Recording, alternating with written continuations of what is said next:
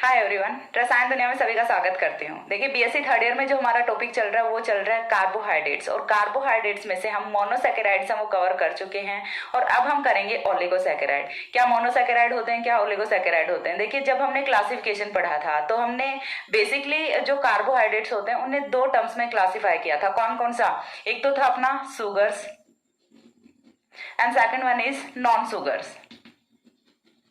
ठीक है, सुगर्स हम वो अपने कौन कौन से थे? मोनोसैकेराइड्स था, मोनोसैकेराइड्स एंड ओलिगोसैकेराइड्स।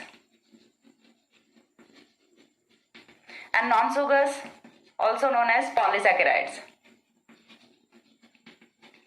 ठीक है, अब हमने यहाँ पे मोनोसैकेराइड्स हैं वो कवर कर लिए हैं। अब इसके बाद हमें जो करना है वो करना है ओलिगोसैकेराइड्स। तो आई थिंक समझ आ गया होगा कि हम कितना यूनिट का पोर्शन है वो कर चुके हैं। एक पार्ट है वो हमने कर लिया मोनोसैकेराइड, अब सेकंड पार्ट है वो हमें करना है ओलिगोसैकेराइड। अब ओलिगोसैकेराइड्स हैं ये क्या होते हैं? सबसे पहली चीज तो हमें ये देखनी पड़ेगी। तो those carbohydrates which on hydrolysis gives monosaccharide units. ठीक है, हमें क्या करना है? ओलिगोसैकेराइड्स का क्या कराना है? हाइड्रोलिसिस कराना है। And after hydrolysis this gives monosaccharide units. ठीक है, gives monosaccharide units, gives monosaccharide units. And on the basis of the number of monosaccharide units given by the hydrolysis, these are further classified into disaccharides, trisaccharides and tetrasaccharides. ठीक है, हमें क्या करना है? ये पता चल गया कि जब हमने ओलिगोसैकेराइड का हाइड्रोलिसिस कराया तो यहाँ से फॉर्मेशन किसकी हो रही है? मोनोसैकेराइड यूनिट्स की हो रही है। अब यहाँ पे जो बनने वाली मोनोसैकेराइड यूनिट्स है उनका नंबर कितना है? ठीक है, वो कितने नंबर में बन रही है? यदि सबसे सिंपल तो क्या हो सकता है? टू यूनिट्स वो फॉर्म हो सकती है। यदि यहाँ से 2 यूनिट्स ऑफ मोनोसैकेराइड्स फॉर्म हो रही हैं, देन ये कौन से होंगे? डाइसैकेराइड्स। ठीक है, यदि यहाँ से 3 यूनिट्स हैं वो आफ्टर हाइड्रोलिसिस फॉर्म हो रही हैं, देन ये कौन से होंगे? ट्राइसैकेराइड्स। ठीक है, और यदि यहाँ से 4 फॉर्म हो रही हैं यूनिट तो ये कौन से हो जाएंगे? टेट्रासैकेराइड हो जाएंगे। लेकिन ये मैनर कब तक चलेगा? ओलिगोसैकेराइड हम कब तक बोल सकते हैं? जब 2 to 10 मोनोसैकेराइड यूनिट्स हैं कोई भी कार्बोहाइड्रेट है वो कंटेन करता है। ठीक है, 2 से 10 तक मोनोसैकेराइड यूनिट्स तक तो चलता है अपना ओलिगोसैकेराइड। और यदि मोनोसैकेराइड यूनिट्स की नंबर है वो इससे ज्यादा हो जाती है, इंक्रीज कर जाती है, देन वो किसकी क्लास में आ जाता है? पॉलीसैकेराइड की क्लास में आ जाता है। तो यहाँ से आई थिंक आपको पूरा का पूरा जो क्लासिफिकेशन है वो क्लियर हुआ होगा। अब मोनोसैकेराइड है वो हम पहले कवर कर चुके हैं। ओलिगोसैकेराइड हमें देखना है। ओलिगोसैकेराइड होता क्या है? डेफिनेशन मैंने बता दी। सेकंड अपना कौन सा आता है? ओलिगोसैकेराइड में से भी अब हमें कौन सा पढ़ना है? क्यों? क्योंकि ओलिगोसैकेराइड भी एक तो नहीं है ना, बहुत सारे हो सकते हैं। कौन किस बेसिस पे? On the basis of number of monosaccharide units which are obtained by the hydrolysis of oligosaccharide. ठीक है, तो अब हमें क्या देखना है कि कौन सा ओलिगोसैकेराइड हम पढ़ेंगे। तो नेक्स्ट जो हमारे सिलेबस में आता है बीएससी थर्ड ईयर में वो आता है अपना डाइसैकेराइड्स। ठीक है, हमें कौन सा देखना है? डाइसैकेराइड्स देखना है। डाइसैकेराइड सिंपल सी डेफिनेशन क्या होने वाली है? Those oligosaccharides. ठीक है, इस बार हमें क्या लेना है? Those oligosaccharides which on hydrolysis gives 2 monosaccharide units. ठीक है, देखिए हमें क्या करना है? Disaccharides, those oligosaccharides which on hydrolysis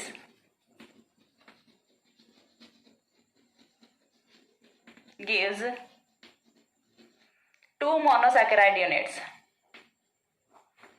gives 2 monosaccharide units are known as disaccharides, and these 2 monosaccharide units can be same or can be different. ठीक है, चीज समझ आ रही है?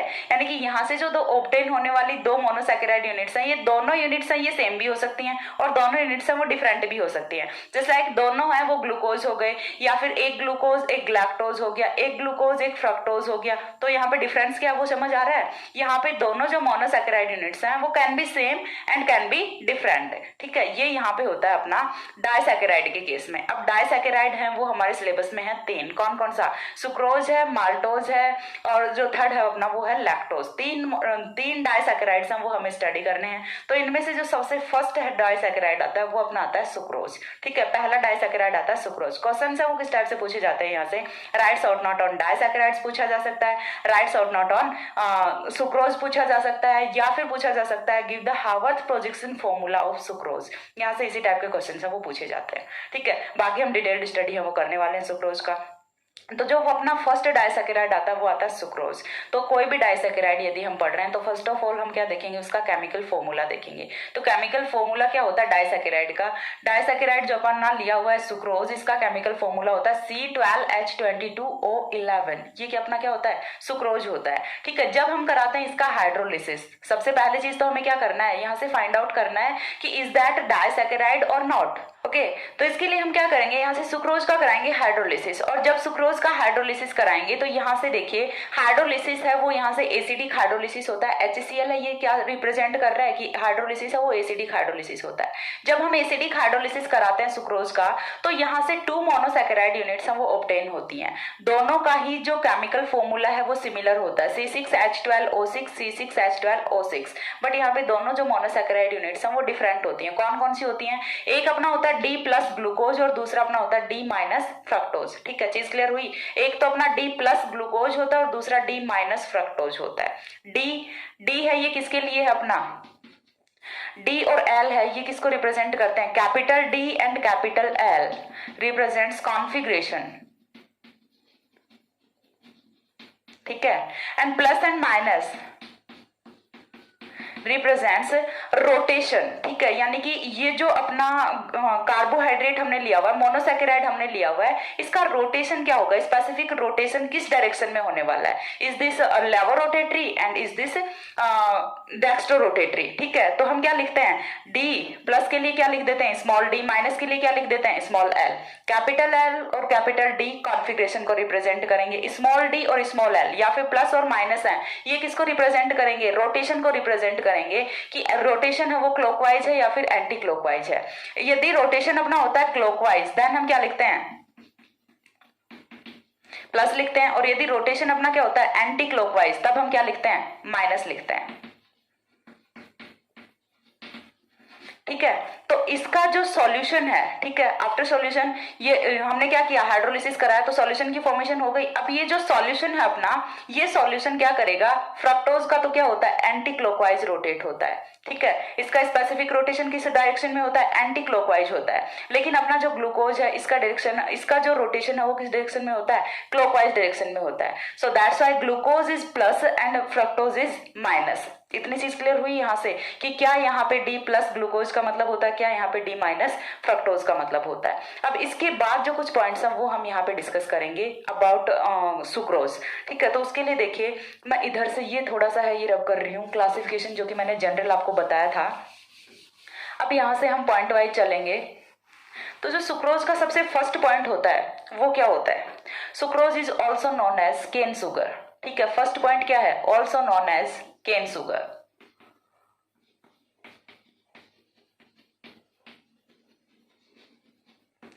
केन सुगर है वो भी हम सुक्रोज को बोल सकते हैं, और बोल क्यों सकते हैं केन सुगर, क्योंकि ये कहां से मिलता है, जो अपना सुगर केन होता है, ठीक है, गन्ना जो होता है वहां से ऑब्टेन होता है अपना सुक्रोज। अब इसके बाद जो सेकंड पॉइंट आता है, ठीक है, सेकंड पॉइंट आता है वो क्या आता है, it is a white crystal, it is a white crystalline solid, crystalline solid which is soluble in water, यहां से मैं कुछ इस तरह से कर रही हूं, which is soluble in water whereas insoluble in organic solvents,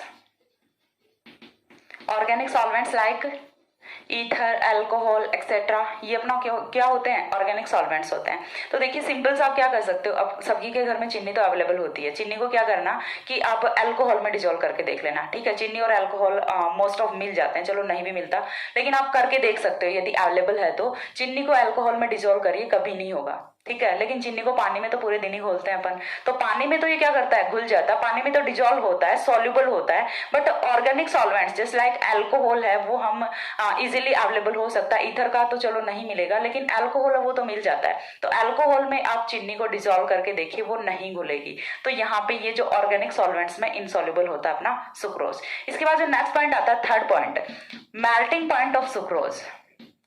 melting point of sucrose is 180 degree centigrade. ठीक है, मेल्टिंग पॉइंट कितना होता है? 180 डिग्री सेंटीग्रेड होता है, जो कि बहुत ही ज्यादा मेल्टिंग पॉइंट होता है। अब इसके बाद जब हम सुक्रोज को इसके मेल्टिंग पॉइंट से ज्यादा हीट करते हैं, ठीक है, हाँ, when heated above melting point, then it will convert in a brown solid, that is calomel। ठीक है, तो कई बार 1 मार्क क्वेश्चन में पूछ लिया जाता है व्हाट इज कैलोमेल। तो कैलोमेल क्या होता है? जब हम क्या कर रहे हैं, सुक्रोज को इसका जो मेल्टिंग पॉइंट होता है इससे ज्यादा टेम्परेचर पे हीट कर रहे हैं, तो यहाँ से एक ब्राउन कलर का सॉलिड है वो फॉर्म हो जाता है, और इसी ब्राउन कलर के सॉलिड को हम क्या कहते हैं? कैलोमेल कहते हैं। तो यहाँ से इतनी चीज क्लियर हुई कि कैलोमेल क्या होता है। अब इसके बाद जो नेक्स्ट पॉइंट आता है वो अपना आता है पॉइंट नंबर 4। पॉइंट नंबर 4 में हम क्या करते हैं? देखिए, हमने क्या लिखा कि जो अपना सुक्रोज है, सुक्रोज का जब हम कराते हैं हाइड्रोलिसिस तो यहाँ से 2 मोनोसैकेराइड यूनिट्स हैं वो ऑब्टेन होती हैं।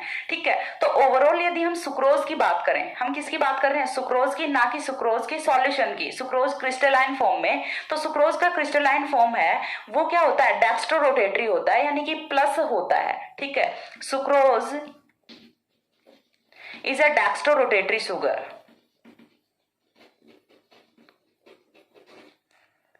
Sucrose is a dextrorotatory sugar. Dextrorotatory sugar यानी कि सुक्रोज हम लिखेंगे तो हम क्या लिखेंगे? प्लस लिखेंगे। ठीक है, जिस तरह से हम ग्लूकोज के लिए लिखते हैं, लेकिन यहाँ पे डिफरेंस है वो कहाँ पे क्रिएट होता है? सॉल्यूशन ऑफ या फिर aqueous solution of sucrose is लेवोरोटेटरी।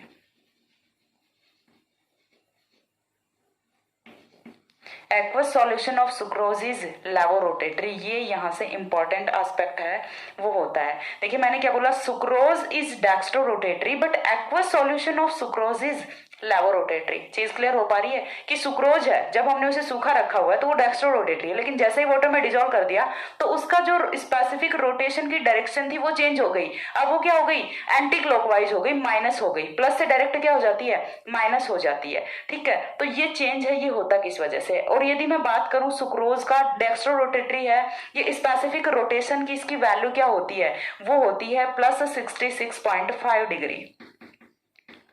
Plus 66.5 degree, ये इसका स्पेसिफिक रोटेशन एंगल होता है। ठीक है, सुक्रोज का जब ये डेक्स्ट्रोरोटेटरी होता है। बट मैं क्या बोल रही हूँ कि after hydrolysis sucrose will convert into levorotatory sugar. ठीक है, ये लेवोरोटेटरी हो जाता है। अब ये लेवोरोटेटरी क्यों हो जाता है भाई? इसके पीछे का रीजन क्या होता है? तो देखिए, इसके पीछे का जो रीजन होता है वो बहुत ही सॉलिड रीजन है। क्यों? क्योंकि हम चलते हैं कहाँ पे? हाइड्रोलिसिस पे।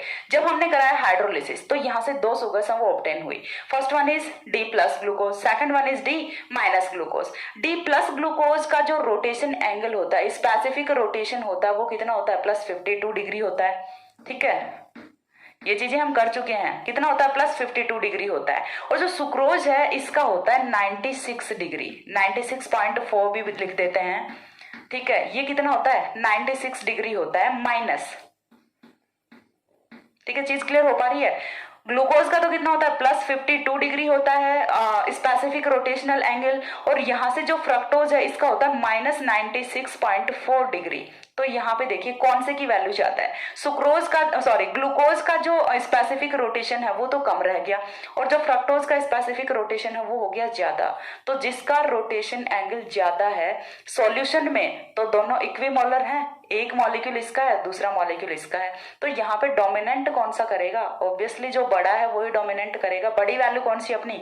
माइनस 96.4 है। ठीक है, इसे माइनस में समझ के छोटा मत कर लेना। ठीक है, बड़ी वैल्यू यही होगी। यहाँ पे हम बात कर रहे हैं एंगल की। ठीक है, हम जनरल केस की बात नहीं कर रहे। तो यहाँ पे देखिए 96.4 जो वैल्यू है ये बड़ी वैल्यू है। तो इसी की वजह से क्यों? क्योंकि जब सॉल्यूशन फॉर्म में आ जाए तो फ्रक्टोज है वो फ्री हो गया ना, और ग्लूकोज है वो भी फ्री हो गया। अब दोनों का अपना स्पेसिफिक रोटेशन होता है। तो ग्लूकोज है उसका तो स्पेसिफिक रोटेशन रह गया कम, और फ्रक्टोज का स्पेसिफिक रोटेशन हो गया ज्यादा। तो ये जो ज्यादा स्पेसिफिक रोटेशन है यही डोमिनेंट करेगा, और इसी की वजह से जो सुक्रोज है उसका एक्वस सॉल्यूशन है वो लेबोरेटरी हो जाता है, माइनस हो जाता है। प्लस से कन्वर्ट किस में हो गया, माइनस में हो गया। जो थोड़ी देर पहले तक प्लस 66.5 डिग्री था, अभी वो किस में कन्वर्ट हो जाएगा, माइनस में कन्वर्ट हो जाएगा। और रीजन क्या होता है, बिकॉज ऑफ हाइड्रोलिसिस। ठीक है, तो यहां से ये चीज समझ आई। अब ये जो चीज हुई है पूरा का पूरा, ये जो होल प्रोसेस हुआ है कि यहाँ पे जो अपना सुक्रोज था उसका रोटेशन एंगल है वो चेंज हो गया, प्लस से माइनस में कन्वर्ट हो गया। हम इसे क्या बोलते हैं, हम इसे बोलते हैं इन्वर्जन ऑफ शुगर। ठीक है, it is known as inversion of sugar. I think it is visible for you. Inversion sugar. ठीक है, तो चीज क्लियर हुई। यहां से क्वेश्चन क्या बनता है, व्हाट इज इन्वर्जन शुगर। तो इन्वर्जन शुगर है वो क्या होता है अपना, इस तरह से कुछ आपको ये पूरा एक्सप्लेनेशन देके बताना है, हाइड्रोलिसिस कराना है, and that is this process is known as inversion of sugar. ठीक है, ये तो हो गया इन्वर्जन ऑफ शुगर। अब इसके बाद जो सुक्रोज है, it is also known as invert sugar. ठीक है, तो sucrose is also known as invert sugar. और ये जो इन्वर्ट वर्ड आया है ना, ये कहां से आया है, इन्वर्जन ऑफ शुगर से आया है। क्यों, क्योंकि यहाँ पे इसका जो स्पेसिफिक रोटेशन एंगल होता है वो इन्वर्ट हो जाता है, प्लस से किस में कन्वर्ट हो गया, माइनस में कन्वर्ट हो गया। इसी को हम क्या बोलते हैं, इन्वर्जन ऑफ शुगर बोलते हैं। एंड इसी की वजह से जो अपना सुक्रोज है हम उसे क्या बोलते हैं, इन्वर्ट शुगर बोलते हैं। सुक्रोज ही ऐसा शुगर होता है जो कि इन्वर्ट शुगर होता है। इतनी चीज क्लियर हुई। अब इसके बाद जो नेक्स्ट पॉइंट अपना आता है वो आता है sucrose is a non reducing sugar. ठीक है, sucrose is a non reducing sugar. Points हम वो थोड़े ऊपर नीचे हो रहे हैं, आप मैनेज कर लेना। Sucrose is a non reducing sugar.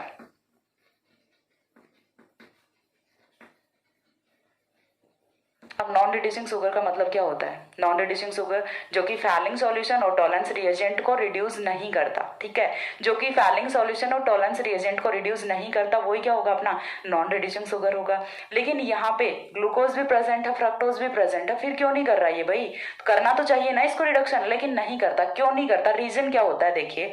तो रीजन की यदि मैं बात करूं तो हमें उसके लिए देखना पड़ेगा पहले इसकी हावर्थ स्ट्रक्चर को। हावर्थ स्ट्रक्चर में देखिए, ये तो अपना ग्लूकोज का हो गया कार्बन नंबर 1, फ्रक्टोज का कार्बन नंबर 2। फ्रक्टोज में कार्बन नंबर 2 पे फंक्शनल ग्रुप होता है कौन सा, कीटोनिक होता है। ग्लूकोज में कार्बन नंबर 1 पे फंक्शनल ग्रुप होता है कौन सा, एल्डिहाइडिक होता है।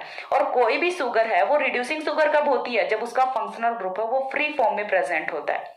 यही तो चीज हमने पढ़ी है, जब उसका फंक्शनल ग्रुप है वो फ्री फॉर्म में प्रेजेंट होता है तब वो रिड्यूसिंग शुगर होती है। लेकिन यहाँ पे तो देखिए कार्बन नंबर 1 का जो ग्रुप है, जो फंक्शनल ग्रुप है वो यहाँ पे बॉन्डेड फॉर्म में है। कार्बन नंबर 2 का जो फंक्शनल ग्रुप है वो भी यहाँ पे बॉन्डेड फॉर्म में है। तो ये तो अपनी रिड्यूसिंग शुगर तो नहीं हो सकती। क्यों, क्योंकि कोई फंक्शनल ग्रुप फ्री फॉर्म में प्रेजेंट ही नहीं है फैलिंग सॉल्यूशन और टॉलेंस रिएजेंट को रिड्यूस करने के लिए, तो रिड्यूसिंग शुगर तो ये नहीं हो सकती। ठीक है, तो सुक्रोज इज है नॉन रिड्यूसिंग शुगर। तो ये नॉन रिड्यूसिंग शुगर होता क्यों है, उस चीज का रीजन क्या है, क्योंकि दोनों ही जो मोनोसैकेराइड यूनिट्स हैं उनके फंक्शनल ग्रुप वाले कार्बन हैं वो बॉन्डेड फॉर्म में प्रेजेंट होते हैं, फ्री फॉर्म में प्रेजेंट नहीं होते। इसीलिए अपना जो सुक्रोज है वो नॉन रिड्यूसिंग शुगर होता है। यहां से इतना क्लियर हुआ। तो ये कुछ पॉइंट्स थे सुक्रोज के बारे में। अब इसके बाद जो लास्ट पॉइंट अपना आता है और सबसे इंपॉर्टेंट पॉइंट आता है वो आता है हावर्थ स्ट्रक्चर ऑफ सुक्रोज। अब हमें देखना है हावर्थ स्ट्रक्चर ऑफ सुक्रोज को।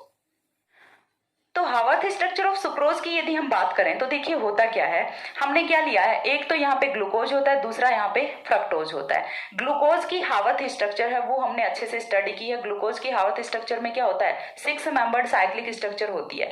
वैसे ही फ्रक्टोज की हावर्थ स्ट्रक्चर एक 5 मेंबर्ड साइक्लिक स्ट्रक्चर होती है। दोनों में सिमिलैरिटी क्या होती है, यहाँ पे भी हेटेरोएटम ऑक्सीजन होता है, यहाँ पे भी हेटेरोएटम ऑक्सीजन होता है। चीज क्लियर हो पा रही है, यहाँ पे भी हेटेरोएटम अपना ऑक्सीजन है, यहाँ पे भी हेटेरोएटम ऑक्सीजन है। अब इतना करने के बाद हम देखिए हावर्थ स्ट्रक्चर को देखते हैं कंप्लीटली। एक बार तो हमें क्या बना लेना है, सिर्फ ग्लूकोज का हावर्थ स्ट्रक्चर है वो ड्रॉ कर लीजिए। अब ग्लूकोज है वो यहाँ पे कौन सा होता है, ये चीज भी डिपेंड करती है कि कौन कौन से आइसोमर्स हैं वो यहाँ पे प्रेजेंट होते हैं। तो ग्लूकोज का प्रेजेंट होता है अल्फा आइसोमर। देखिए मैंने यहाँ पे मेंशन किया हुआ, ग्लूकोज का प्रेजेंट होता है alpha isomer. Alpha isomer that means carbon number 1 decide करेगा कि कौन सा अल्फा होने वाला है, कौन सा बीटा होने वाला है। तो कार्बन नंबर 1 पे हाइड्रोक्सिल है वो यदि होता है डाउन साइड पे, तो दैट मींस वो कौन सा होगा, अपना अल्फा आइसोमर होगा, अल्फा ग्लूकोज होगा। अब ये तो हो गया अपना अल्फा ग्लूकोज। और जो अपना फ्रक्टोज होता है वो कौन सा होता है, बीटा फ्रक्टोज होता है। ठीक है, फ्रक्टोज हमने कौन सा लिया हुआ है, बीटा फ्रक्टोज लिया हुआ है। तो अल्फा ग्लूकोज और बीटा फ्रक्टोज मिलके फॉर्मेशन किसकी किसकी करते हैं, सुक्रोज की फॉर्मेशन करते हैं। अब देखिए यहाँ से होता क्या है, यहाँ से कुछ ऐसा होता है कि ये जो कार्बन नंबर 1 पे हाइड्रोक्सिल ग्रुप है ये रिएक्ट करेगा, और ये जो कार्बन नंबर 2 पे हाइड्रोक्सिल ग्रुप है दोनों रिएक्ट करेंगे, दो हाइड्रोक्सिल रिएक्ट करेंगे, माइनस H2O का मॉलिक्यूल होगा, और H2O का मॉलिक्यूल माइनस होने से यहाँ पे इस तरह का 1,2 ग्लाइकोसाइडिक बॉन्ड की फॉर्मेशन हो जाती है। ये अपना कौन सा होता है, 1,2 ग्लाइकोसाइडिक बॉन्ड होता है। तो सुक्रोज में जो लिंकेज है वो कौन सा प्रेजेंट होता है, 1,2 ग्लाइकोसाइडिक लिंकेज प्रेजेंट होता है। अब इसके बाद जो नेक्स्ट पॉइंट है वो हमें देखना है, ग्लूकोज की हावर्थ स्ट्रक्चर सभी ने की हुई है पहले से। फ्रक्टोज की हावर्थ स्ट्रक्चर वो मैंने यहाँ पे बता दी कि 5 मेंबर्ड रिंग होती है। अब 6 membered ring containing oxygen as heteroatom, हम उसे क्या बोलते हैं, पायरेन बोलते हैं। ठीक है, 6 मेंबर्ड रिंग जिसमें कि ऑक्सीजन हेटेरोएटम होता है हम उसे क्या बोलते हैं, पायरेन बोलते हैं।